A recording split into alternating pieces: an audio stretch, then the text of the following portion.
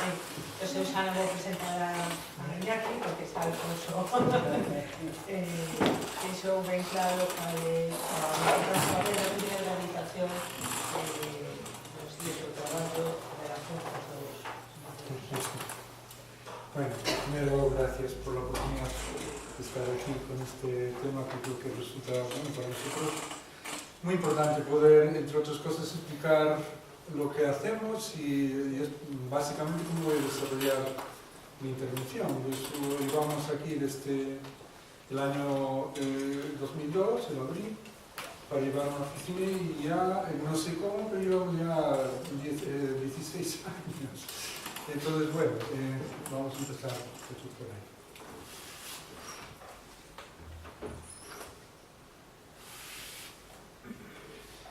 Bien. Nosotros en el 2002 llegamos a esta ciudad y nos encontramos un área de rehabilitación recién constituido y un convenio que tenía que hacerse poco después, arrancar un proceso en un lugar en donde sinceramente la costumbre de rehabilitar no existía. Veníamos de la zona de Ourense, en donde las experiencias en Nayarit y lo demás, pues curiosamente estaban más avanzados que la ciudad. Entonces, bueno, ese es el ámbito del área de rehabilitación, incluye el barrio ilustre de la ilustración de la Magdalena y, por supuesto, lo que hemos hablado del barrio inicial histórico de Ferrol. Bien, una de las primeras cosas que nos llamó la atención al llegar es que básicamente teníamos una Magdalena que estaba cortado al nivel de la primera planta, un comercio muy importante en la planta baja y una parte alta al que casi se ignoraba, ¿no? Bien, aquí se ve un poco esa situación. Las casas encima estaban, sinceramente, no importaban mucho porque el comercio lo estaba manteniendo. Era una época que no había centros comerciales y, sinceramente, esa capacidad, date cuenta, el tamaño que tiene solo el barrio de Magdalena como centro comercial es extraordinario, ¿no? Y de hecho, el problema ahora mismo es lo difícil que es mantener ese volumen de comercio. Bien. Lo peculiar, a lo mejor, de la Magdalena es que mientras que en otras ciudades en los años 70-80 simplemente los cascos históricos se apagaron y se durmieron, en esta ciudad no. Tuvieron crecimientos sobre los edificios existentes, generando, bueno, arquitecturas que no tienen mucho que ver la época que está encima con las galerías que está debajo y lo demás. Realmente ni siquiera en ese momento había una reflexión sobre cómo se crecía sobre una casa. Simplemente se crecía porque ahí era donde había que vivir. No había grandes espacios, vamos a ver, estaban los grandes espacios públicos, Carranza y lo demás, que en esta ciudad siempre ha sido muy importante, todos estos paquetes de crecimiento. Pero a nivel de lo privado, salvo cosas que estaban afuera, y eso afuera ya no era Ferrol, era el Ferniño o cualquier barrio de externo, bueno, no tenía esa estigma, tal, entonces pues valía siempre la pena un poco crecer sobre lo que ya existía. ¿Qué ocurre? Que ya cuando nosotros llegamos en el año 2000, sí es cierto que había un nivel ya de construcción de obra nueva que se estaba llevando a los arquitectos, se estaba llevando a los constructores y en muchos casos al municipio de al lado, a Narón. Cosa que después trasladaría parte de la población ahí, porque de repente tienes un montón de vivienda disponible, con ciertas comodidades o de menos supuestas, ¿no? Bien, en Ferrol Bello, sin embargo, era muy peculiar porque realmente el barrio estaba francamente vacío. Teníamos los vecinos de siempre, que no sabemos bien por qué estaban ahí, si es porque no podían salir o porque realmente tenían ese arraigo. Había muchos casos de un arraigo que aguantó una época de drogas y de prostitución muy importante en la ciudad. Tanto es así que recuerdo que nos decía la gente que sus padres no los dejaban atravesar la zona de Ferrobello, ¿no? Era una zona maldita.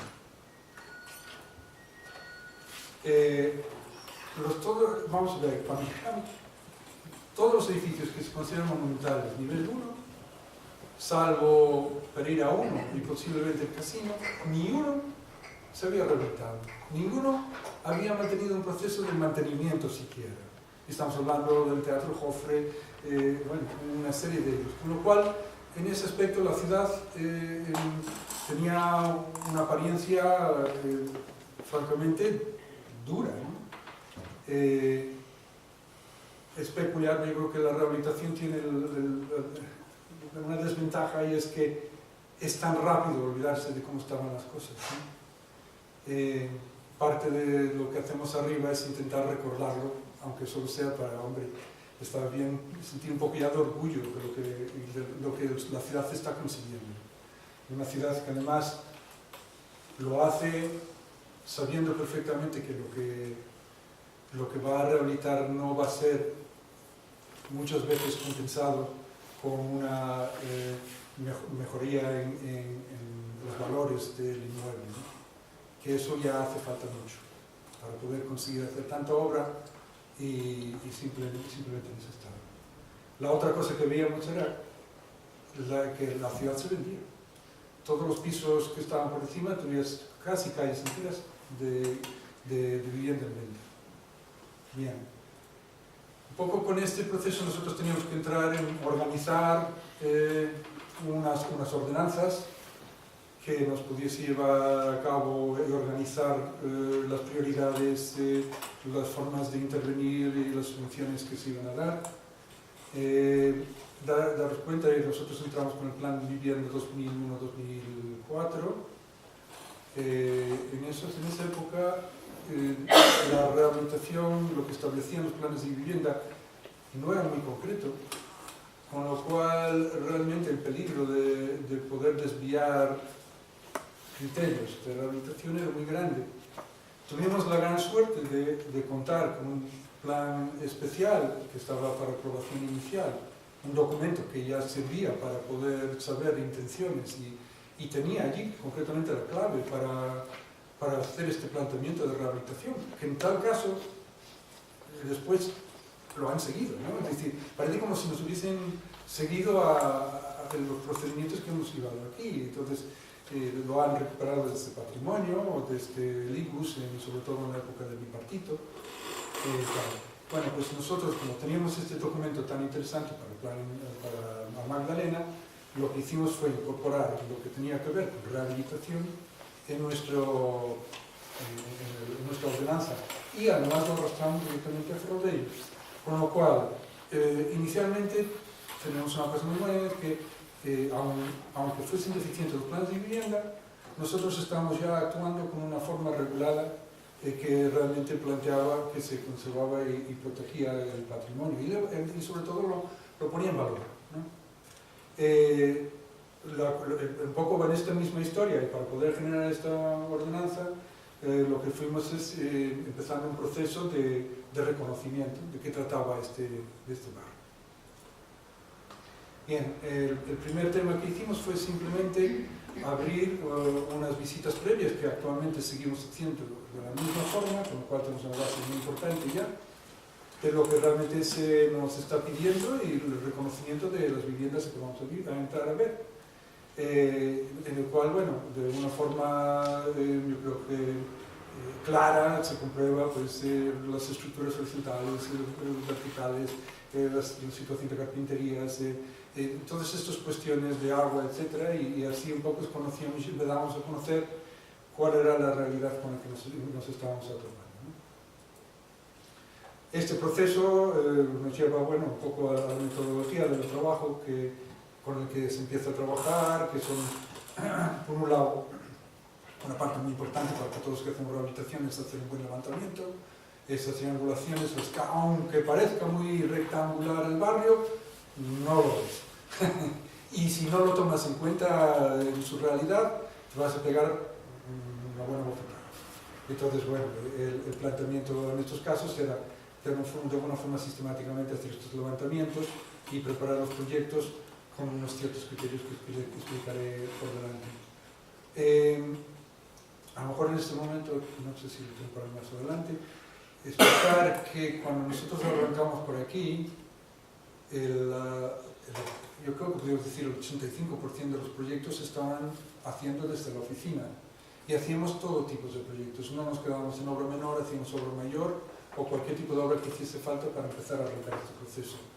¿Por qué hacíamos tanta intervención? Pues sinceramente porque no había ni arquitectos haciendo en muchos casos rehabilitación. Hay muchos que se han convertido en grandes expertos, y algunos están aquí en la sala hoy. Pero en ese momento aún no se estaba yendo en ese proceso, con lo cual de alguna forma había que generar al menos un poco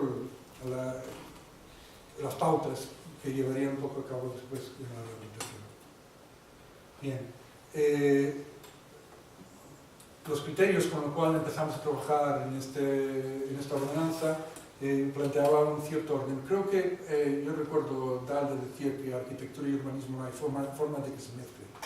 Pues me parece a mí que el único sitio que se puede mezclar arquitectura y urbanismo es en una oficina de rehabilitación, porque realmente trabajas sobre la ciudad y lo trabajas como un criterio de recuperación.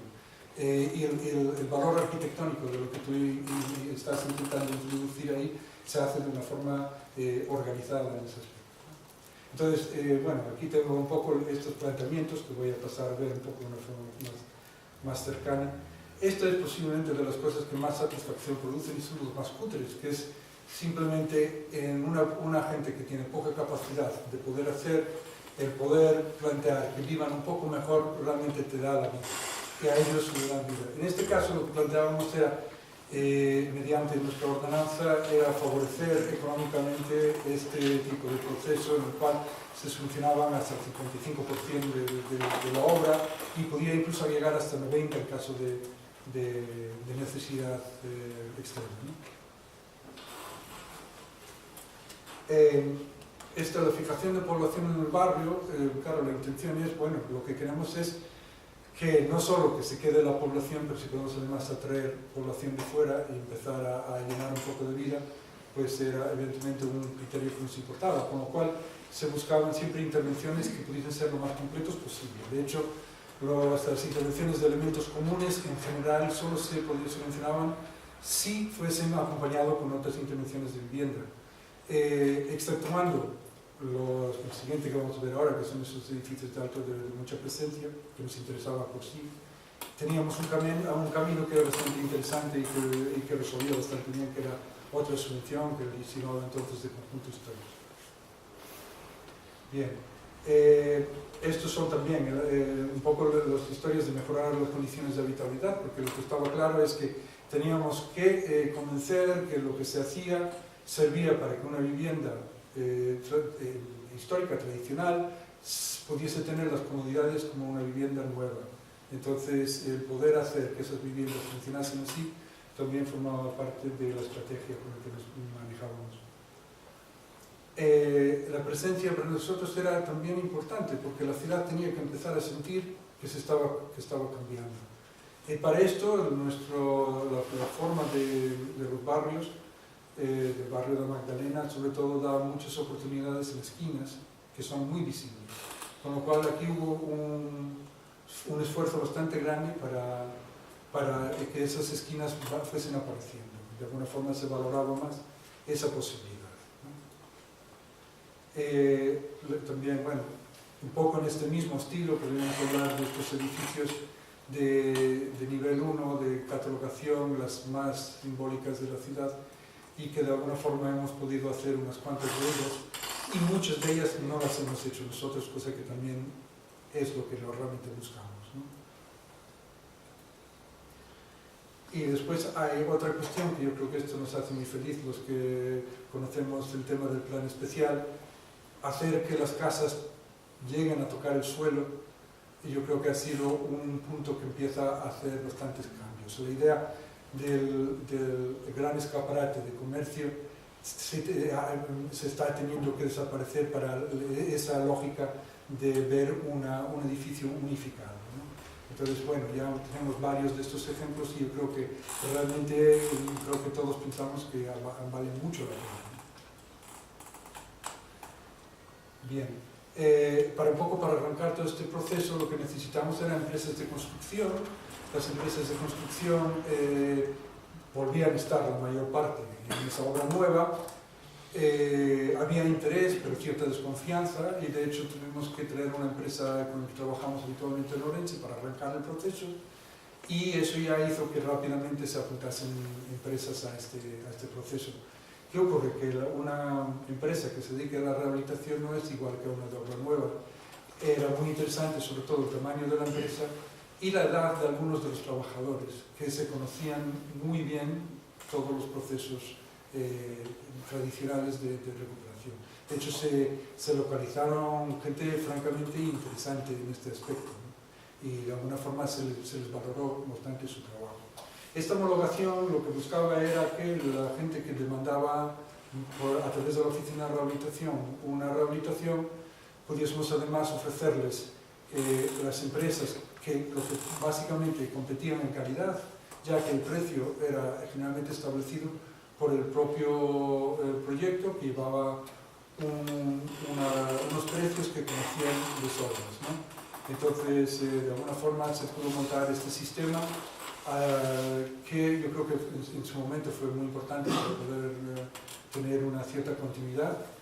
La crisis ha borrado algunas de ellas, pero otras están funcionando y nos alegra mucho, ¿no?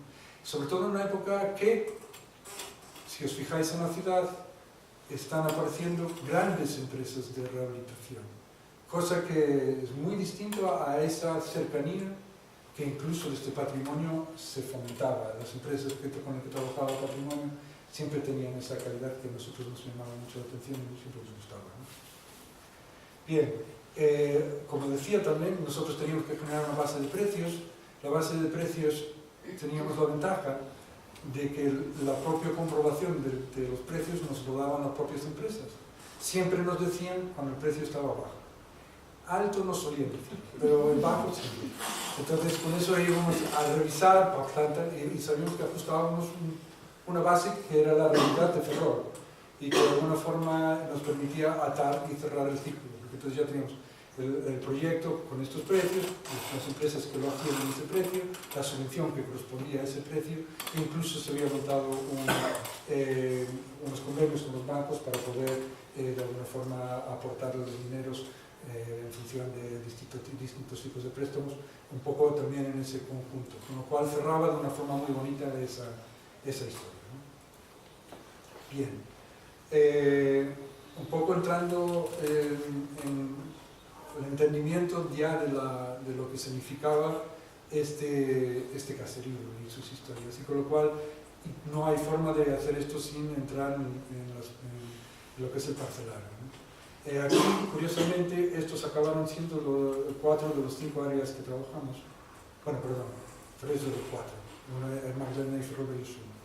En el cual, bueno, en principio el de arriba es la trama de Ferrol Bello, que lo que encontraremos es esa estructura medieval de parcelas muy estrechas, con estas calles en espina de pez, y en este entorno muy concreto que nos va a producir una tipología propia. Tipologías que siempre son definidos en gran medida por la escalera, y un poco lo veremos un poquito más adelante. En Agraña no había, el problema de Agraña es que está en una pendiente bastante importante, con lo cual el problema es la profundidad. Las casas son poco profundas, cosa que da una facilidad a la hora de destruir, porque tienen mucha fachada de ventana y un poco se entraba en una fórmula bastante distinta a lo que significaba Ferrol Bello o Magdalena. El tercero es Esteiro. Esteiro tiene su planteamiento inicial de vías que un poco marcan esa pauta, pero le falta el rigor en la distribución parcelaria. Y además, como es un barrio que fue muy cambiante en cuestión de ese arranque inicial, que es el que realmente generó el barrio de Magdalena, con todo ese mundo obrero y esos edificios que poco a poco fueron haciéndose, curiosamente, paralelo al barrio de Magdalena de Ferrolello. De hecho, encuentras, además sin la presión, jamás tuvo la presión edificatoria que ha tenido a Magdalena, con lo cual, si quieres buscar modelos de distintas épocas de a Magdalena, los vas a encontrar de una forma más pura en Esteiro, porque ahí no se han transformado. Se puede ver casi tal cual eran desde el principio. Y después, por supuesto, el barrio de la Magdalena, en el cual estamos hablando de un planteamiento de parcela muy homogénea, con unos problemas que van a ser las mismas y se van a producir por una actitud casi militar de entender la vida, de hacer las mismas intervenciones en las mismas épocas sobre los distintos edificios, ¿no? Bien, esto es lo que comentaba, este tema de la tipología. Realmente esto lo vimos desde en Santiago, cualquier sitio. La importancia de la escalera en una parcela define la distribución. De alguna forma, siempre la escalera tradicionalmente se metía de una forma extraordinaria. Era el sitio, porque era la forma de poder dar esa distribución vertical y obtener el mejor rendimiento de habitaciones. Entonces, bueno, en estos primeros dos se obedecen a parcelas de Ferrolbello, son estrechas. El primero es una escalera únicamente, en un tiro único, en línea. El segundo, la escalera ya no permite un pasillo, con lo cual separan dos trozos de casa. Concretamente el primer piso estaba dividido en dos partes con la escalera por medio. En la Magdalena vemos un poco lo que da, es decir, tiene una escalera de un desarrollo amplio, suficiente para que funcione, y nos va dejando un espacio de delante, otra parte de atrás. La parte de atrás estará ligado, después veremos un poco también con la cocina, etc. Y después las supercasas de tal que eso ya, la escalera es un alarde y es un espacio, bueno, para un poco presumir, ¿no? Y que ese efecto está muy bien. Estas escaleras nos va a ir dando las instrucciones, generalmente con bastante facilidad. Además, del pasillo nos dan dos alcobas, esto casi de la misma forma. Y en las de Magdalena, también muy conocidos, un poco este espacio delante donde había, solía ser el gabinete y el salón, y el espacio de cocina, etc., por la parte de atrás. Y luego ver la casa grande que da ya espacios para meter patios y tal, para poder dar luz a una casa tan grande, ¿no? Bien. Y de la misma forma, el zaguán nos permite llegar a esa escalera, y también va a volver a hacer lo mismo. Va a ocupar, y sobre todo en la Magdalena fue transformándose a un espacio mínimo, porque el resto lo utilizaba el comercio. Y esto sí que amputó mucho en la zona de la Magdalena. Bien. Otro de los elementos que se puede reconocer, pues, en qué materiales se construían habitualmente aquí, y un poco para poder respetarlos y poder fomentar el uso de estos materiales, ¿no? Aquí, temas como los tabiques de barrotillo, que de alguna forma pasan a un sistema de estructura de pladur, que yo creo que es lo más compatible y por más en una cierta lógica, ¿no? El zinc, teja, la madera, esto es un poco todo lo que ya conocemos todos como para poder aceptar un poco esto. Bien, un poco con estas ideas empezamos a trabajar cómo varía el tipo a lo largo del tiempo.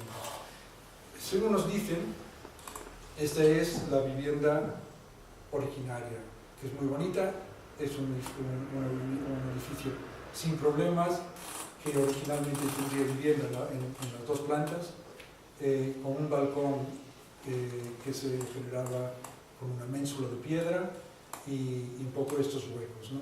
De hecho, y además con una pieza aquí, bastante interesante, pero que en la cual solo localicé en la Magdalena, que hay en Esteiro hay algo más, pero que mantenga esta cornisa, ¿no? Este era un poco el planteamiento originario, ¿no? con lo que se habla y con lo que se puede encontrar en estos momentos algunos ejemplos de esto. Pero enseguida aparece algo que nosotros creemos que era bastante abundante, ¿no?, en esta época, que era realmente un balcón corrido sobre ménsulas, y en el cual tendría una cubierta que tapaba ese balcón. De hecho, en una ordenanza de 1850 precisamente obligaron a eliminar estos. Y de hecho solo queda uno, una Magdalena, que se está rehabilitando en estos momentos en la calle Coruña, que es uno lateral, pero que me encanta ver, que sigue estando en madera. Y bueno, esto es una visión de Esteiro, que como digo tenía siempre eso, y aquí se veía ese uso continuo de la historia.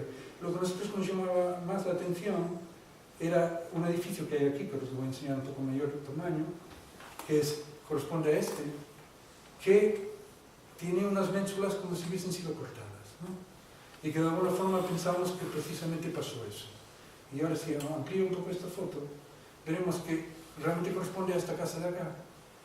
Y lo que yo creo que lo que ocurrió era que la cubierta de esto, bueno, pues, esto, que era un balcón cubierto. Y de alguna forma esa transformación, bueno, se fue haciendo un poco en ese sentido, ¿no? Bien. Lo que va ocurriendo, y esto nada es matemático, no es uno tras otro, se mezcla de todo, pero aparecen toda la historia de, bueno, la eliminación de esta cubierta volada y la aparición posteriormente a los jardines de galería. Los bajos ya empiezan a utilizarse como comercial, con lo cual mezcla la vivienda con el uso comercial y desaparecen algunas de las divisiones. La casa, como veis, tenía cierres de piedra por delante y por detrás, generalmente con su pozo, y normalmente en un balcón que había en la parte de atrás se situaba la zona de baño. Esto, aún hay algún ejemplo en la Magdalena de este tipo de vivienda. Bien, pues el proceso que esta es una foto de Ferrobeiro, Espíritu Santo, esto actualmente está desaparecido, pero nos llama mucho la atención cómo se ve una casa entrando en este proceso de eliminación de la cubierta que tenía y el tema del balcón, ¿no? Tenemos además casi un poco de todas las épocas, ¿no?, aquí, las distintas formas. Pero creo que este probablemente haya sido uno de los temas. ¿Qué ocurre? Si esto lo miramos en cuanto a los años que puede estar esa casa, claro, el que la cubierta lo hemos recortado, pues puede llegar a empezar a dar ciertos problemas, ¿no? Bien. De esto, pues empezamos con los costureros, que es para hacer un poco la apariencia de la galería. Esto nos da una historia de ir cerrando el balcón de atrás con galería, y si se cierra por la parte de atrás empieza a molestar el muro que hay aquí, con lo cual se empiezan a eliminar estos muros de atrás. ¿Qué ocurre cuando se eliminan estos muros de atrás? Que los balcones que estaban equilibrados con esos muros tienden a empezar a ceder, y eso lo vemos también en muchas casas, ¿no? Bueno, un poco siguiendo en esta misma línea, es interesante, esto es una foto de Galeano. Aquí un poco aparecen esas circunstancias de esas galerías, pero lo que me llamaba también la atención era que las casas se construían ya con la intención de subir, ¿no? Estaban esas ménsulas aquí en espera, precisamente a esas condiciones. Y bueno, un poco en ese sentido iba esto. De aquí pasamos a la galería, que de repente ya dejamos de tener muro detrás. Esto de la galería va a aparecer muchas veces sobre una losa volada, que es un cambio técnico que va a ser bastante importante. Es una losa que se basa en el equilibrio, que curiosamente al no tener ya muro detrás depende mucho de esa línea que nos empeñamos en mantener, que realmente tiene, aún aparte de tener un valor histórico, tiene un valor funcional, que realmente está dándole un puntal al fondo de esta pieza que realmente está volando, ¿no? Entonces ahí, claro, nos va a dar ciertas complicaciones en el futuro. Y bueno, un poco en ese sentido iría aquí. Aquí aparecen un poco estas cuestiones, pero quiero sobre todo Si os fijáis, esta es la esquina de la Plaza de Armas. Estos edificios están cambiados, pero esta es la farmacia Real 101, en el cual aquí se ve como parte de un balcón con ménsula, y a partir de una época, en esta foto ya aún no está, aparece la galería volada y un poco lo que significa, ¿no? Bien, ahora empezamos a subir 2 plantas por encima, ya estamos en 4, y a veces, o en 3 o en 4, y en el cual ya, digamos, esa estructura se complica en cuanto ya empiezan a hacerse equilibrios de la galería, se soportan en sí mismos, lo llevan todo al balcón que está volando, y empieza a generar otras dificultades. Esta era la época de Ucha, y que además yo creo que en ese aspecto es bastante interesante lo que acaba haciendo, un poco, ahora lo enseñaré. Pero es tan peculiar que cuando vemos un edificio que ha perdido sus galerías y lo demás, pues vemos realmente lo que se convierte en la fachada, simplemente en este mogote de piedra con el hueco y ya no hay más. Es decir, la idea de una galería superpuesta a la piedra, que siempre nos parecía, bueno, lo más normal en otras arquitecturas, aquí no lo es. De hecho, uno de los temas importantes de aquí es que con la construcción naval, que tenía muchos ingleses participando en ellos, eran constructores ingleses, se llaman jury builders, y realmente lo que se dedicaban a hacer viviendas un poco al estilo inglés, en el cual se basaban no en muros portantes, sino en muros, en una división que apoyaba las casas, ¿no?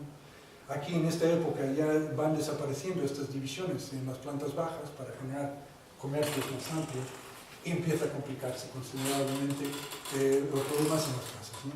Bueno, este es muy divertido porque el rojo es lo que hace Ucha y convierte, con esto, le cambia el estilo a esta vivienda, ¿no? Y lo hace magníficamente bien, ¿no? Y un poco genera esta historia de acá. Aquí ya este es el último proceso. Aquí ya se nos ha ido un poco de todo ya de cabeza, ya en planta baja se eliminan ya los muros de atrás, la de adelante también, ¿por qué no? Con lo cual ya es diáfano por completo.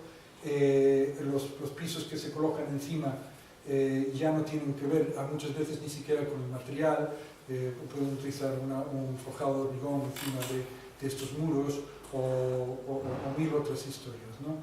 De alguna forma generan a su vez un montón de patologías en los edificios, ¿no? Entonces, entendiendo un poco el proceso de este tipo, se pueden evaluar así un poco las distintas patologías que van generando, ¿no? De una forma muy rápida, esta que aquí veis, uno dice, bueno, esto es bien, estupendo, pero si os fijáis, esto es un muro de piedra. Es un muro de piedra que está completo en el piso de encima, pero que en el piso de abajo decidieron que les molestaba y lo quitaron con unos puntales de madera. La madera hay que ver lo extraordinario que es. Y esto son cosas que tú encuentras y dices, ¿ahora qué hago? Pues, apear como puedas, ¿no? La historia de los vaciados de los bajos y esa forma de esa estructura 3D que tiende a girar, pues generan estas grietas, concretamente, sobre todo si hay tabiques de ladrillo. Es un poco lo que está pasando aquí. En este caso vemos que esos pisos que se han añadido a estas medianeras, que estaban planteados por bajo y uno, son capaces de arrastrar ese muro medianero por abajo y hacer que nos doble todos estos los balcones volados, que realmente dices, bueno, es el problema del balcón, no, es el muro el que ha bajado. Y aquí, bueno, aquí la desaparición de un tabique evidentemente hace que realmente esto no pueda soportarse porque realmente el tabique era parte de esa estructura, ¿no? Y aquí simplemente lo que significa en estos elementos nuevos, que más poco condicionados, generaban pues a su vez pues todo tipo de problemas de moho y lo demás por falta de, bueno, por la estanqueidad, ¿no? Y un poco en ese sentido.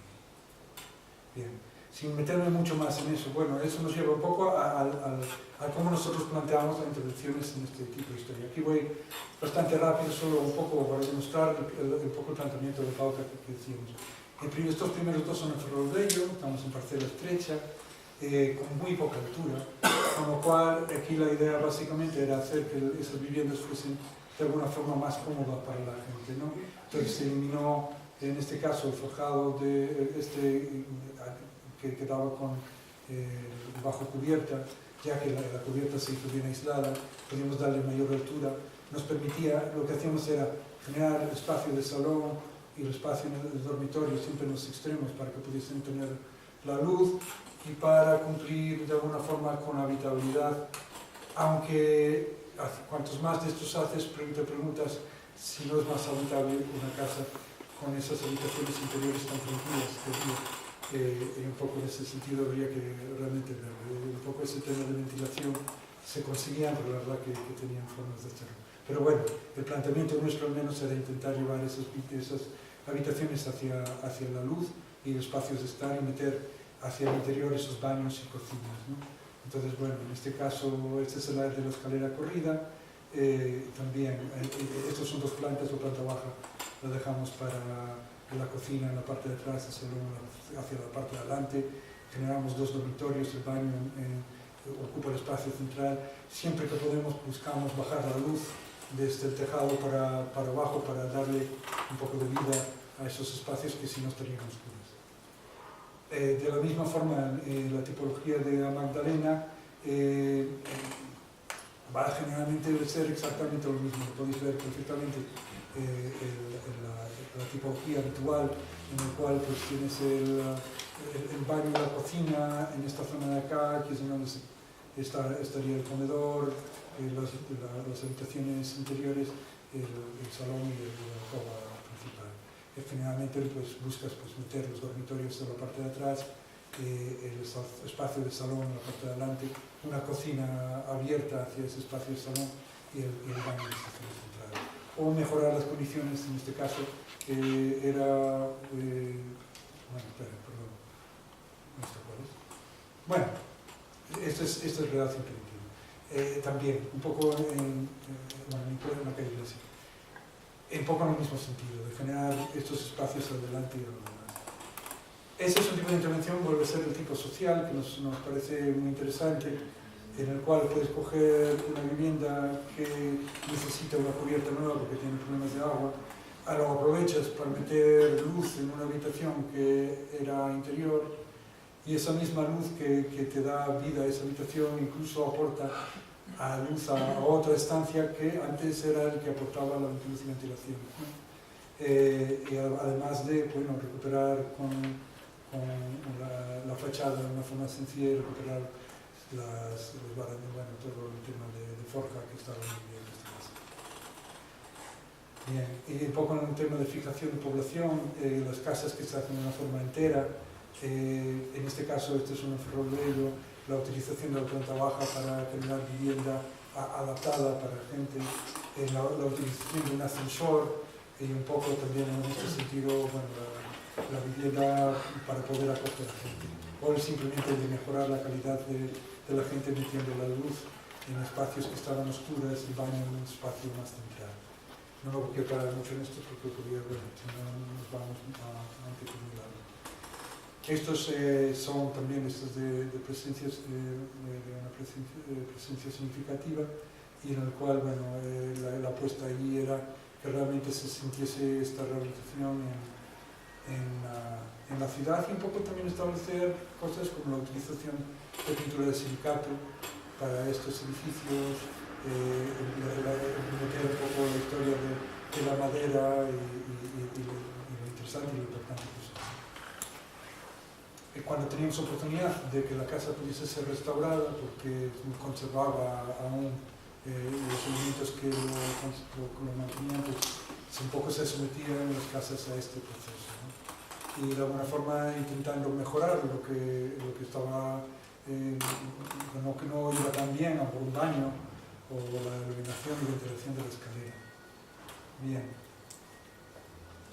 De cualquier forma, este un poco fue el proceso inicial, ya que más creo que llevamos ya bastante tiempo y que de alguna forma hemos dejado allí y que de alguna forma el planteamiento es que fuese recogido después y fue así, por los técnicos de aquí de Ferrol, ¿no? Bien, cuando hablamos de Ferrol Bello, que yo creo que es un tema suficientemente importante para diferenciarlo, la estrategia con la que arrancaba la oficina era inicialmente, primero, ataquemos las calles que son más visibles y más fáciles de entrar, como podía ser San Francisco, que al fin y al cabo tiene una morfología ya más parecida a la hortaleña.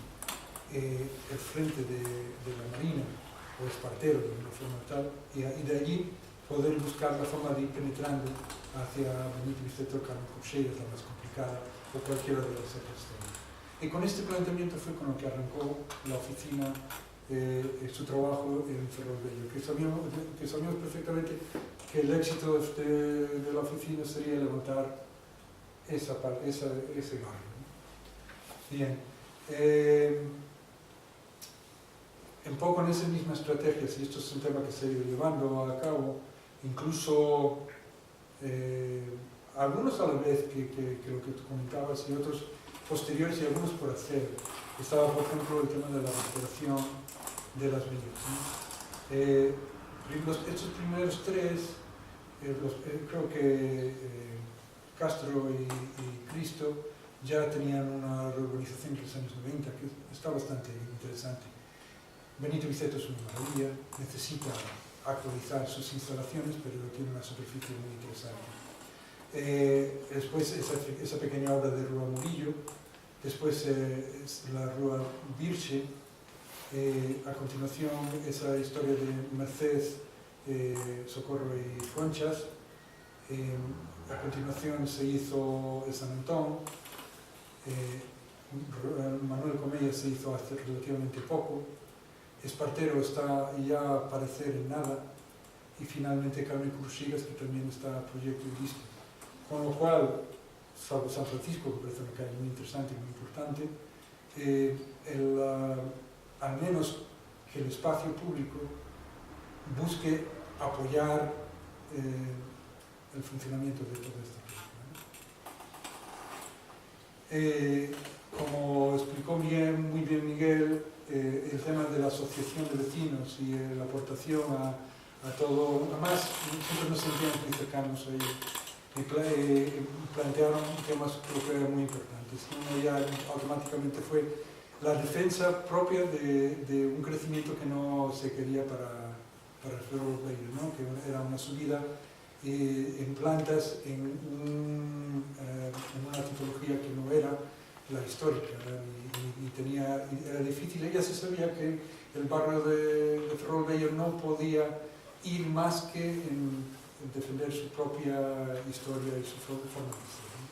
Entonces el planteamiento con el que arrancaron era con el tema, por supuesto, de empujar por el plan especial, que lo estábamos entonces deseando todos, de qué forma, el envío a patrimonio de los proyectos, que yo creo que fue fundamental, porque era un poco peculiar. En esa época ni patrimonio le importaba mucho que no se mandase. Entonces, y de eso no solo fueron los proyectos de Ferrol Bello, sino de Agraña y de Esteiro, que también son barrios que tenemos la suerte de tener barrios catalogados, ¿no? Entonces, un poco tenían esa protección. Lo cierto es que esa protección ya le estaba defendiendo mucho el barrio. Yo creo que fue una herramienta que era muy importante y que estaba bien implementada. Bien. Ahora voy a llevar esto un poco, siempre con el foco sobre Ferrol Bello. Estos son nuestras 12 fases de rehabilitación que teníamos de distintas historias. Inicialmente, bueno, siempre procurábamos tener un porcentaje mayor de viviendas en Ferrol Bello que en la Magdalena, etc., ¿no? Entonces, bueno, inicialmente tenemos el de Benito Vicente II, que marcaba muy bien este arranque en Ferrol Bello. Este es una de las casas de la cubierta con la luz entrando, bueno, era esta de aquí. Este también de carácter social. Primero se intentó tratar todos los temas de carácter social.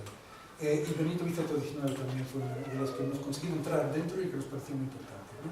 A su vez, bueno, en la zona de Magdalena, la Casa Romero, un proyecto externo muy importante para aquel momento, para que ese proyecto se fuera, y bueno, alguna esquina como es el de Real 101, y también ya empieza a ver en el entorno a Amboise, ¿no? Bien.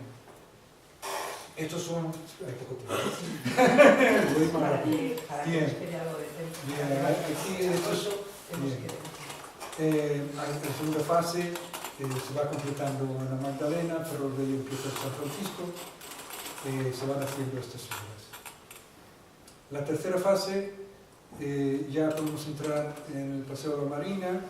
Aquí este es muy bastante importante porque se está empezando a utilizar al fin el espacio de ese frente marino como un espacio de ocio, y de alguna forma estas intervenciones apoyaron bastante eso. Y había, pues como veis, un cierto salpicado de obras que se hacían en ese sentido. La cuarta fase, bueno, seguimos un poco en ese mismo sentido, y en San Francisco, y algunas obras también bastante interesantes, alguno también penetrando en el Benito XVI, en esa zona central, con lo cual realmente iba francamente bien. De hecho, habíamos logrado algo que se llamaba especulación, cosa que nos llegaba a asombrar. Es decir, de casas que no valían nada empezaban a valer algo. Y de hecho había temas muy interesantes que habíamos intentado trabajar, como era un empresario catalán que quería hacer una historia de operación de 30 viviendas para rehabilitar en 11 edificios, y que incluso se trató con la Junta para poder meterlo, etc. Bien. Bien. En la quinta fase nos empieza a afectar el tema del BIC, y con lo cual aparece únicamente esto que probablemente viene casi de arrastros del campo.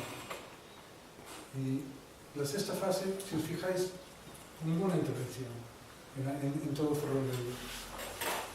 De hecho, la historia de aquí era esa historia del BIC, que habría que ver que algo que se hizo con tanto mimo y tanto cariño, qué mal se llevó a cabo administrativamente. Evidentemente sabemos que este concello es muy complicado en cuanto a que cada 4 años cambia de partido, de quien manda, y a la vez la Junta hace igual, etc. Bueno, pues aquí quedó atropellado. En una carta que nos habían pedido un informe sobre el planteamiento del BIC, el cual, bueno, hemos hecho alguna historia de que debía estar también metido el espacio San Francisco, etc. Nosotros advertíamos que si paran el proceso de rehabilitación podía hacer mucho daño. Y efectivamente, fue muy rígido la aplicación por parte del Concello en cuanto a las obras que se podían realizar. Decían prácticamente no había nada que hacer, no se podía hacer nada. Incluso teníamos casas que estaban viviendo dentro de la casa y que no podíamos ni siquiera ir a subir a colocar las tejas. Eso fue algo. Y eso le hizo mucho daño a ese barrio. Encima, uno de los años más lluviosos, que derritió el barrio. Todo eso que estaba en mal estado fue a más. Estos 3 planos que hay aquí, y hay más, fueron edificios que ya no existen, porque fueron como proyectos de la oficina y no se pudieron llevar a cabo por esa época, cosa que evidentemente nos gustó bastante. En la séptima solo pudimos recuperar uno, que uno estaba entrando agua y que pudimos meter. Y ya empiezan algunos de los más externos, los que realmente no están en el BIC. Y lo mismo va a ocurrir en la octava fase, que se hacen por fuera. La novena, fíjate, en Brogan, que nos parece muy bien, porque se dota de un ascensor, pero es un edificio relativamente moderno. Y aquí, bueno, en este caso, un edificio que también pedían con bastante necesidad, después tuvo bastantes problemas por la falta de edificio de al lado, que movió los cimientos y acabó produciendo daños. Y aquí, bueno, la décima ya empieza a recuperarse en gran medida por unas medidas del propio Concello, con la entrada de las IAEs, que hablaré muy rápidamente después. Bueno, pero en esta época, y debido un poco a todo esto, teníamos un planteamiento que la ciudad se caía. Nos veíamos en la historia que la prensa siempre aparecía esta historia, que Ferrol estaba cayéndose. Eso evidentemente no coincidía mucho con lo que nosotros trabajamos. Cierto es que las oficinas de rehabilitación viene a gente que quiere rehabilitar, y los edificios que caen suelen ser gente que no tiene ningún tipo de interés por el edificio que hay. Entonces allí es a lo mejor una parte que ha venido extraordinariamente bien, que han sido este tema de los informes que hemos hablado y de otros informes. Nosotros lo que hicimos con ese tema era, bueno, pues vamos a comprobar. Hicimos un campo de ir casa a casa para comprobar el estado en el que estaba, una ficha de campo que nos permitió analizar la realidad, que además era muy interesante. Era 2014, 2015. Era muy interesante porque además nos permitía, primero, ver realmente cómo ha evolucionado. Eso nos parecía importante. Que en este caso, ¿qué había hecho? ¿En qué incluía el plan especial y los programas de rehabilitación en la ciudad, ¿no? Entonces, bueno, se recogía de una forma sistemática estos datos. Los colocábamos en el estudio, añadíamos información de catalogación y otras informaciones de ocupaciones, tamaños y demás, y una parte valorativo en el cual planteamos más qué habría que hacer sobre cada caso. Esto un poco nos llevaba a esta gran capacidad de poder visionar lo que pasaba. Veíamos que una casa que posiblemente no mantenía unas buenas condiciones de mantenimiento acababa siendo una casa con malla verde unos cuantos años después. Y que uno con malla verde en el plan simplemente desaparecía. Con lo cual indicaba que la malla verde no es buena forma de tratar estos temas. A lo mejor cambiando el color puede ser, pero bueno. También es cierto que ha habido otras sorpresas muy agradables, como la aparición de edificios que estaban totalmente en ruina, probablemente con un planteamiento de tirar para hacer otra cosa, volvieron a tener vida. Estos edificios, con tener los muros, puedes volver a recuperar la esencia que tienen. Esto nos llevó a poder estudiar la ocupación de los edificios, ver cuál es la ocupación real que había en el 2014 y un poco ver dónde se estaba fijando, ¿no?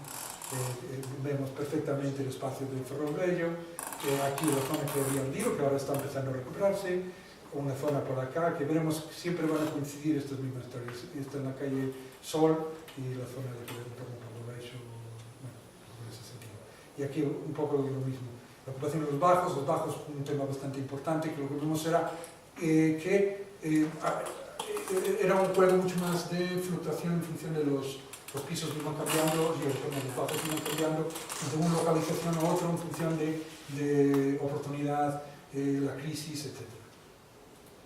Bien, de la misma forma un poco los usos, el estado general de las casas, y este que es el que realmente me interesa un poco comentar, que es la propia evolución.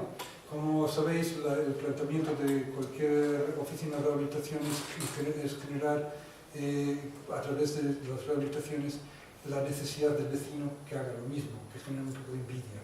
Entonces, esto un poco se ve, no tiene que ser la oficina el que siempre subvencione, pero que sí que genere un poco de esa historia.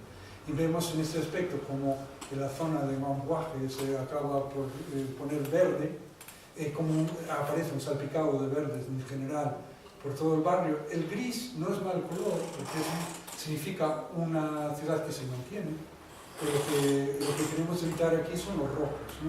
Y los rojos en este caso vuelven a ser estos mismos puntos que habíamos comentado antes, ¿no? Y por supuesto la desaparición de la fábrica de lápices. Bien, solo porque este plano no creo que lo tengáis vosotros, y es unir niveles de catalogación de los dos barrios y ver un criterio bastante homogéneo, ¿verdad? Entre los dos, se ven en ese aspecto. La única diferencia muy importante es que los grises de aquí generalmente son edificios nuevos o de poco interés, y aquí han sido edificios que no quedó más remedio que poner de esa forma, ¿verdad? Bueno, esto es el informe de evaluación que comentaba, que es muy importante para arrancar un nuevo proceso de todo esto, que dio, primero, debido a esa sensación de que se caía todo, se implantó antes de cualquier otra ciudad de Galicia, yo creo, Curiosamente teníamos la suerte que era un documento imprescindible para poder pedir subvenciones, con lo cual nos poníamos en buena posición en ese sentido. Y a la vez este documento nos permitía entrar en sitios donde antes no nos llegaba a las oficinas. Gente que generalmente ya iban a muchos elementos comunes, antes no los hubiésemos hecho, pero en estos momentos era lo adecuado. Además, en una época ya en el cual no estaba muy claro el tema por dónde iban a ir las oficinas, ¿no? Y un poco las multas que se producían en función de la presentación o incluso anteriores a esto, ha permitido que edificios que eran antes imposibles de tocar acaban funcionando. Bien, el plan de vivienda actual entra con un sistema de ARMUS que cambió las reglas de juego.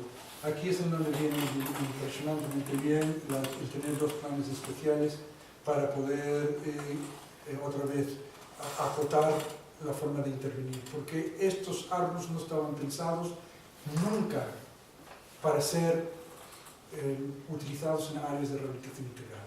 De hecho, en el plan anterior existía el ARU, que era de renovación urbana, que ni siquiera le hacíamos caso, porque era tirar edificios y poner. No nos imaginamos que eso podía existir así. Una gran maniobra por parte de la Junta y apoyado por las oficinas hizo ese milagro de encaje. Donde no parecía que debía de funcionar, se consiguió convencerles en el Ministerio de Fomento que era perfecto, que podíamos hacer rehabilitación con esos ahorros. Pero nos eliminó muchas reglas.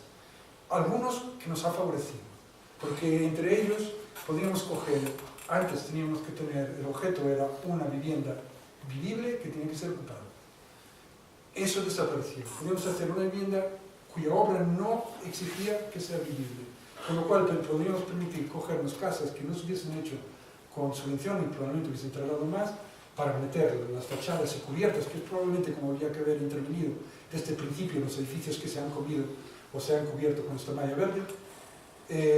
Con eso consigues tener un futuro en el interior, con eso generas expectativas en el interior y con eso generas una forma de ver la ciudad totalmente distinta.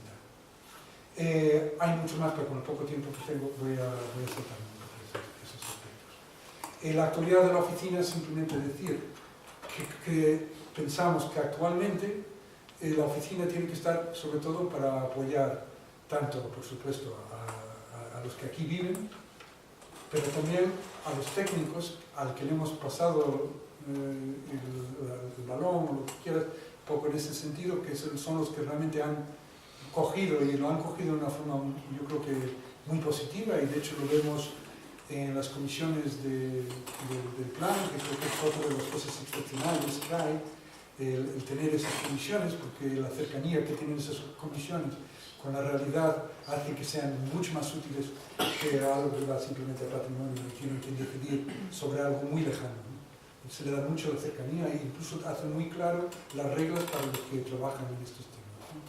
Entonces, nuestro apoyo es a través de nuestra experiencia, el poder aprovechar eso, nuestra base de precios y un poco en ese sentido.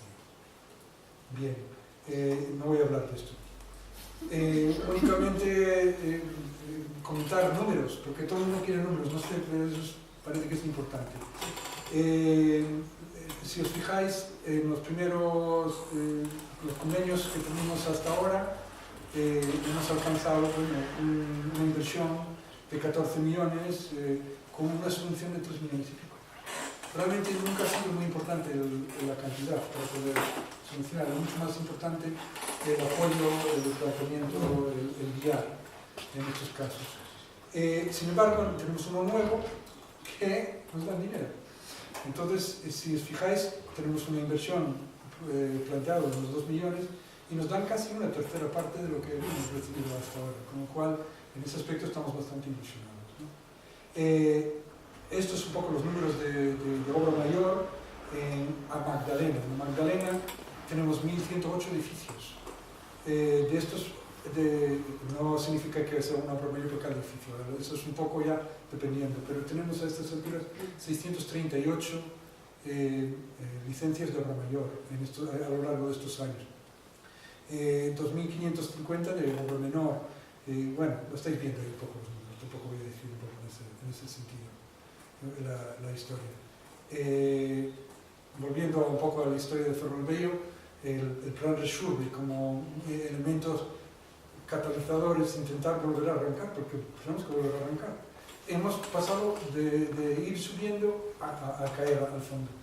Y ahora de la subida es más complicado, porque precisamente la gente, los ojos, los de que vivían en Soho ya no viven en Soho, no les interesa tanto ya el tema, con lo cual tenemos que buscar otra vez esa historia. Además, en una ciudad que tiene un excedente muy importante de viviendas, cierto es que en la Magdalena la vivienda que se rehabilita correctamente y da comodidades se alquila en un día, una semana, y la venta poco más. Es decir, ahí es fácil, pero es una ciudad que sigue dependiendo de sus motores, que ya sabemos cuáles son, y dependemos mucho de cómo vaya la construcción naval para realmente ver cómo va. Y Magdalena obviamente tiene más empuje que Ferrolbello, que fue además no solo ocupado por el DIC, sino por la crisis económica, y nos está produciendo bastantes problemas con eso. Solo enseñaros, estas son las áreas con las que estamos trabajando: Agraña, Esteiro y Recimil. Creo que estamos trabajando sobre todo los barrios históricos, barrios catalogados, salvo San Francisco, San Felipe, que fíjate, yo creo que en ese aspecto hemos tenido la suerte de poder tener esta visión, y sobre todo ahora mismo estamos trabajando como oficina, está muy concentrado en un problema social muy grave, que es el barrio de Recimil, ¿no? Y con esto ya acabo.